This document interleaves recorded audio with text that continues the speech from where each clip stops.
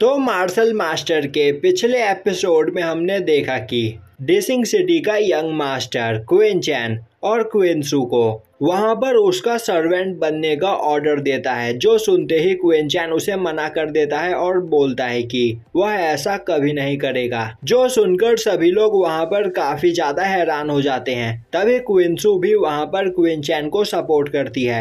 यह देखकर उसके फादर उसे रोकने लगते हैं। वहीं पर खड़ा मार्क्समैन सोच रहा होता है कि क्विन चैन सच में बहुत जिद्दी है। उसने उस जगह पर मुझसे भी फाइट करना स्टार्ट कर दिया था, तो कहीं वह इस जगह पर डिसिंग से भी फाइट ना करने लगे। तभी वी डेस्टिनी के वह पर्सन बोलने लगते हैं, आखिर तुम्हारी हिम्मत कैसे हुई हमारे यंग मास्टर डिसिंग से ऐसे बात करने की? तो अभी मास्टर के सामने झुककर उनसे माफी मांगो।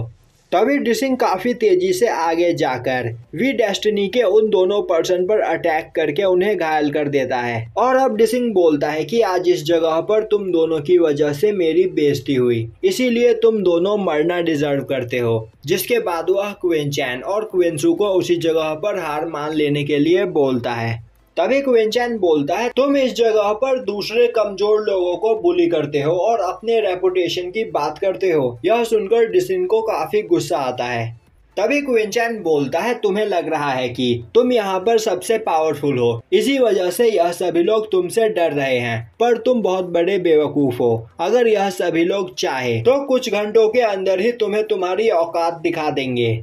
यह सुनते ही लूसिंग सेक्ट का यंग मास्टर और एक और पर्सन डिसिंग का मजाक उड़ाने लगते हैं। तभी क्विन चैन बोलता है, यहाँ पर दूसरों पर हंसना सच में काफी आसान काम है। उदाहरण के लिए हम लूसेंट सेक्ट को ले लेते हैं। लूसेंट सेक्ट का ली कुनियन वह भी क्विन सू को पसंद करता है, पर जब इस जगह पर डिसिंग जबरदस्ती क्विन सू को अपना सर्वेंट बनाना चाहता है तो वह वहाँ पर चुपचाप खड़ा होकर सब कुछ देख रहा है। यह सुनकर लियून वहां पर हैरान हो जाता है और अपने यंग मास्टर से बोलने लगता है कि क्विन चैन इस जगह पर झूठ बोल रहा है, मेरा इन लोगों के साथ कुछ भी लेना देना नहीं है। क्विन चैन बोलता है, मैंने आज से पहले लिकुन जैसा डरपोक कभी नहीं देखा। अगर तुम्हें मेरी बात पर यकीन नहीं तो तुम उस लड़की से भी पूछ सकते हो, वह भी सब कुछ जानती है। यह सुनते ही लिकुन गुस्से में क्विन चैन पर अटैक करने के लिए आगे भागता है, पर तभी डिसिंग उस पर अटैक करके उसे पीछे कर देता है। जिसके बाद उस जगह पर डिसिंग ल्यूसियन सेक्ट का मजाक उड़ाने लगता है। यह देखकर ल्यूसियन सेक्ट का यंग मास्टर लिकुन से इन सब चीजों के बारे में पूछता है। यह सुनते ही लिकुन के फादर बीच में आते हुए वहां पर सफाई देने लगते हैं। जो सुनकर सेक्ट का यंग मास्टर बोलता है कि आज यहाँ पर लिकुन की वजह से मेरी इतनी ज्यादा बेइज्जती हुई, पर मैं आपकी वजह से लिकुन को माफ करता हूँ, पर आइंदा दोबारा ऐसी गलती नहीं होनी चाहिए। वहीं पर वह सोच रहा होता है कि वह क्विन चैन को जान से मार देगा। अब यह सब देखकर लॉर्ड लिंगवू सोचने लगते हैं कि क्विन चैन ने यहाँ पर सभी लोगों को अपना दुश्मन बना लिया है, पर मैं यह बात भी जानता हूँ कि क्विन चैन जो भी कुछ करता है उसमें उसका जरूर कोई न कोई फायदा होता है। तो आखिर इस जगह पर क्विन चैन क्या करने के बारे में सोच रहा है। तभी क्विन चैन बोलता है, तुम सभी लोग इस जगह पर मुझे जान से मारना चाहते हो, तो फिर क्यों न तुम आगे बढ़कर ट्राई करो। जिसके बाद वह उस मार्क्समैन से बोलता है कि तो क्या तुम अभी भी इस जगह पर मुझे प्रोटेक्ट करना चाहते हो। अब वहाँ पर मौजूद सभी लोग उस मार्क्समैन को देखने लगते हैं। तभी ल्यूसियन सेक्ट का यंग मास्टर टिंडू उस मार्क्समैन के कल्टीवेशन के बारे में पता करने की कोशिश करता है, पर वह उसे नहीं पता कर पाता है। वहीं पर खड़ा मार्क्समैन सोच रहा होता है कि अगर इस जगह पर क्विन चैन मारा गया तो वह डीमन फायर उसके हाथ से हमेशा के लिए निकल जाएगा। और अब यह सोचते हुए वह उस जगह पर अपनी पावर को रिलीज करता है। तभी डिसिंग टिंडू से बोलता है, तो तुम अब चुपचाप क्यों खड़े हो, तुम क्विन चैन को अभी मारना चाहते थे ना। वहीं खड़ा टिंडू सोच रहा होता है, क्विन चैन के पास इतना पावरफुल प्रोटेक्टर है, तो मैं इस जगह पर क्विन चैन से फाइट करने का खतरा नहीं उठाना चाहता हूँ। अब टिंडू बोलता है, डिसिंग इस जगह पर क्विन चैन ने सबसे ज्यादा बेइज्जती तुम्हारी की है, और तो और वैसे भी क्विन चैन के साथ मेरा कुछ भी लेना देना नहीं है, तो क्या तुम अपनी इतनी ज्यादा बेइज्जती करवाने के बाद भी चुप रहोगे। डिसिंग बोलता है, यह बात तुम भी जानते हो कि इसमें कोई बड़ी बात नहीं। क्विन चैन ने इस जगह पर मेरी बेइज्जती 5 किंगडम की इज्जत रखने के लिए की है,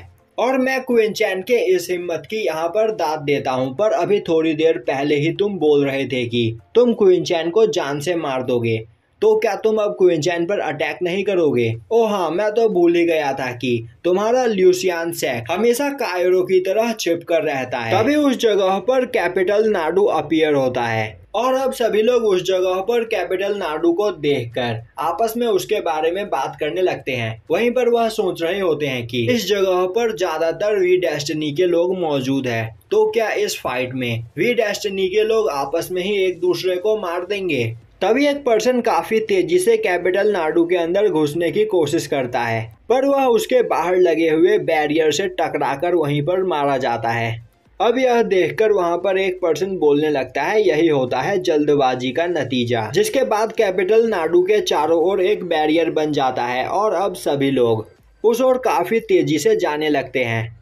वहीं पर कुछ लोग उस बैरियर को अपने आप ही पार कर लेते हैं और कुछ लोग उस बैरियर से टकराकर मारे जाते हैं। यह देखकर साओजिन लॉर्ड लिंगवू से इस बारे में पूछता है। अब लॉर्ड लिंगवू उन्हें बताते हैं कि एशियन नाडू का यह बैरियर उन्हीं लोगों को इसके पार जाने देता है जिन लोगों के अंदर इस टेस्ट को पास करने की योग्यता होती है।